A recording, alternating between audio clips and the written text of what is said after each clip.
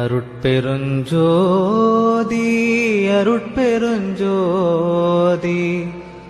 தனி பெருங்கருணை அருட்பெருஞ்சோதி கண்ணில் கலந்தான் கருத்தில் கலந்தான் என் எண்ணில் கலந்தான்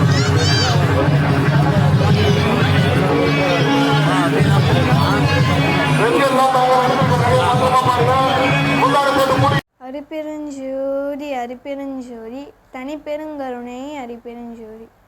போன பதிவில் 5-6வது வரி ஆகம முடிமேல் ஆரண முடிமேல் ஆகனின் ஜோங்கிய அரிப்பெருஞ்சோதி அந்த அடிகளின் பொருளை சிறிதளவு பார்த்தோம்.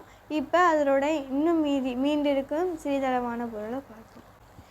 வேதாந்தி பிரம்ம அனுபவத்தை பற்றி அதை அடையணும்னு நினச்சி மறைய முனைந்தாங்களோ, சித்தாந்தி சிவத்தை பார்த்து அதை அடையணும்னு நினச்சாங்களோ, இதுக்கு எல்லாமே முடிவாக இருக்க அரிப்பெருஞ்சோதி ஆண்டவர். நம்ம வள்ளல் பெருமானா அதெல்லாம் நினைத்து நிற்கக்கூடியது கிடையாதுன்னு சொல்லிட்டு நிலைச்சு நிற்கிறது எதுனா சமரச சுத்த சன்மார்க்க சங்கத்துக்கு நீங்கள் எல்லோருமே அதை அடைய நினைங்கன்னு சொல்கிறாங்க.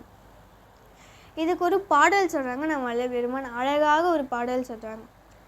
பரமதனோடு உலகுயிர்கள் கற்பனையே எல்லாம் பகர் சிவமே என்றறிந்தோம், ஆதலினால் நாமே பிரம்மென பிறகுரைத்து பொங்கி வழித்தாங்கே பேசுகின்ற பெரியவர் தம் பெரிய மதம்பிடியேல் உரமிகு பேர் உலகுயிர்கள் பரமிவை காரியத்தால் உள்ளனவே காரணத்தால் உள்ளனவே இல்லனவே தரமிகு பேர் அருளொளியால் சிவமயமே எல்லாம் தாமனவே உணர்வது சன்மார்க்க நெறி பிரியே அப்படின்னு ஒரு அழகான ஒரு பாடலை சொல்கிறாங்க. அருள் ஒளி நிலையில தான் இது சூழ்ந்திருக்கும் போது தான் அகத்தில் இருக்கிற அரிப்பெருஞ்சோதி ஆண்டவரோட உண்மை நமக்கு தெரிய முடியும். அதாவது அகத்தில் தான் நம்ம எல்லாத்தையுமே தெரிஞ்சுக்க முடியும். ஒரு மனிதர் மனிதராகவே இருக்குன்னா தனிமை தான் முக்கியமே. தனிமை என்றால் எல்லோரிடத்தையும் சண்டை போட்டுன்னு நம்ம மட்டும் தனியாக வர்றது கிடையாது. எல்லோரிடத்தையும் பாசமாக தான் இருக்கணும். ஆனால் நமக்கு நேரங்கள் கிடைக்கும் போதும் எல்லாமே தேவையில்லாமல் நாட்களை நம்ம வீணாக்காமல் அந்த நேரம் கிடைக்கும் போது தான் தனிமையிலேருந்து முழுமையாக பற்றி தெரிஞ்சுக்கணும். ஒரு மனிதர் தனிமையில் இருந்தால் தான் அதோட திறமையே தெரியும், அந்த மனிதரோட திறமையே தெரியும். அதுபோல் தனிமையிலேருந்து நம்ம எல்லோத்தையும் சிறிதளவாக பார்க்காம தனிமையிலேருந்து நமக்கு நேரங்கள் கிடைக்கும் போது எல்லா பொருளுமே கடவுளை நினைத்துக்கிட்டு நம்ம தனிமையாக உட்கார்ந்துருந்தாலே போதும், கடவுள் நமக்கு உணர்த்த ஆரம்பிச்சிருவாங்க. நம்ம என்னென்ன செய்யணுங்கிறது நமக்கே வழிவகுத்து கொடுத்துருவாங்க. அந்த வழியில் நம்ம எல்லோருமே செல்லலாம். கடவுளோட உண்மையான அனுபவம் புற வண்ணத்தில் உலகுயிராக இருக்குதுன்னு நினைக்கிறோம்.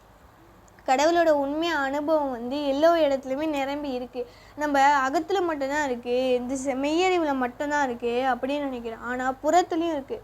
இந்த புலக்கண்களால் பார்க்கறதுனால நமக்கு தெரியல. கடவுள் எல்லா இடத்துலையுமே இருக்காங்க. ஒரு சிறிய புத்தகம், அப்புறம் ஒரு சிறிய நம்ம எல்லோருமே இந்த சிறிய உடை, இந்த சிறிய ஒரு துணி, எல்லா இடத்துலையுமே கடவுள் இருக்காங்க. அணுவில் அணுவாக இருக்கிறனால நமக்கு தெரியல. இந்த புலக்கண்கள் இருக்கிறனாலும் தெரியல. கடவுள் இப்போ கூட நம்மளோட பக்கத்துலேயே தான் இருப்பாங்க. ஆனால் நம்மளோட புலக்கண்களால் தெரியல. அகக்கண்ணில் பார்த்தா கடவுள் எங்கே இருக்காங்க, என்ன செய்கிறாங்க எல்லாமே நமக்கு தெரியும். அதுக்கு முதல்ல அகத்தை பற்றி முழுமையாக தெரிஞ்சுக்கணும். அகம் என்றால் என்ன, புறம் என்றால்ங்கிறத பற்றி முழுமையாக எல்லோருமே தெரிஞ்சுக்கணும். அகத்தில் நின்று அருளால் தான் எல்லோரையுமே வாழ முடியும், தவிர புறத்தில் இருந்து யாருமே வாழ முடியாது. ஏன்னா அது எல்லாமே மாயாதான். தேகாதி எல்லாமே பிரபஞ்சத்தை பற்றி தான் சொல்லணும். அதாவது இந்த தேகம் நிலைத்து இருக்குன்னா இந்த தேகத்துக்கு உட்பட நம்ம செய்யணும். எல்லோருமே என்ன நினைக்கிறோம், ஆரோக்கியமான வாழ்வு, ஆரோக்கியம் நம்ம எல்லாமே உணவு எடுத்துக்கொண்டாலே நம்ம நிறைய காலங்கள் இருப்போம்னு நினைக்கிறோம். ஆனால் அது கூட நிறைய பேர் நிலைச்சு நிற்கிறது. அந்த நிறைய காலங்களும் சிறிதளவே இருக்கணும். உண்மையான ஆரோக்கியமான இது எதுனாக்கா, நான் வள்ளல் பெருமான் சொன்ன சமரச சுத்த சன்மார்க்க சங்கம். அந்த நெறியை கடைபிடிச்சாலே ஆரோக்கியமான வாழ்வு என்ன, ஆரோக்கியமான நம்மளோட சச்சிதானந்த அனுபவம் எல்லோருமே நம்ம பெறலாம். நம்ம மட்டும் இல்லாமல் நம்ம கூட இருக்கிற எல்லோருக்கிட்டுமே சொன்னால் எல்லோருமே இதை தெரிஞ்சுப்பாங்க. அப்புறம் இந்த பிரபஞ்சமே ஆரோக்கியமான பிரபஞ்சமாக ஆயிடும். அதாவது இப்போ அந்த வண்ணமாக இருக்க பசுவும் பாசத்தையும் அருள்மயத்தையும் பற்றி நம்ம தெரிஞ்சுக்கிறோம். பதி என்றால் என்ன, பசு என்றால் என்ன, பாசம் என்றால் என்ன நம்ம தெரிஞ்சுக்கிட்டோம். பதி என்றால் கடவுள், பசு என்றால் மக்கள், பாசம் என்றால் நம்ம தான் பாசம் எல்லோரும் மேலேயுமே வைக்கணும். அந்த முப்பொருள் எல்லோருமே முப்பொருள் ஒன்றென்பர் வெண்ணிலாவே அப்படின்னு ஒரு பாடல் சொல்கிறாங்க.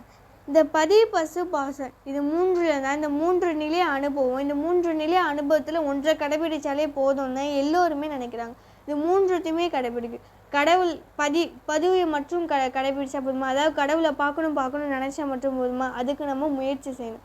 அதேமாரி பசு நம்ம மனிதராகவே இருந்தால் மட்டும் போதுமா? மனிதரை எப்படி இருக்கணும், அந்த மனிதரை நிலைத்து நிற்க என்னென்ன செய்யணும் அது. பாசம் என்றால் பாசம் மட்டும் இருந்தால் போதாது. பதி பசு பாசம் இது 3த்தையுமே, அதாவது ஒரு பொருள் இருக்கலாம் ஒரு கலந்த கலவையாக இருந்தால் தான் அதோட செயல் முழுமையாக தெரியுமே. அதேமாரி பதி பசு பாசம் இது 3த்தையும் பற்றி முழுமையாக தெரிஞ்சுக்கிட்டால் தான் நம்ம கடவுளை பற்றி முழுமையாக தெரிஞ்சுக்க முடியும். கடவுளை நம்ம பார்க்கலாம், கடவுளாகவே நம்மளும் ஆகிடணும்.